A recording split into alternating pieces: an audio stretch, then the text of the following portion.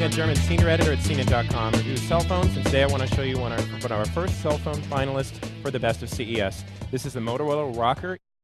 This is announced Sunday night, late Sunday night I should add, at 9 p.m., but Moto thought it was a big enough deal to do it then, and it is a pretty cool phone.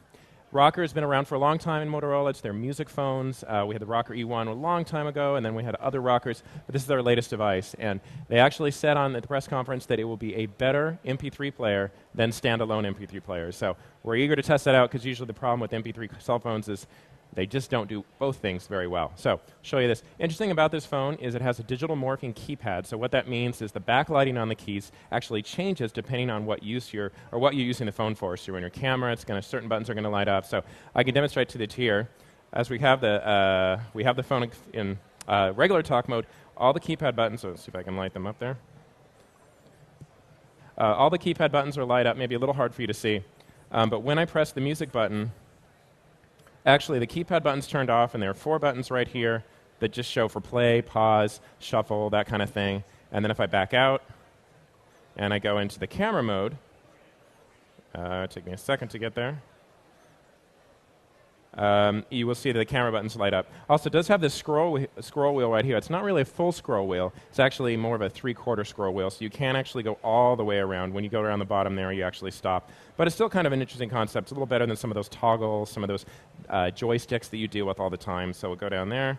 We'll just look at the multimedia, press on the camera, and then certainly camera buttons light up, and you can see the camera's ready to go. As far as the camera phone goes, it's not really designed very well as far as it doesn't look like a camera. A lot of camera phones do that. You can see it just has a camera lens right here. So a very small one. It doesn't have a flash or anything like that, but it is a megapixel camera phone. The good thing about it, though, is a music phone. It does have a 3.5 millimeter headset jack.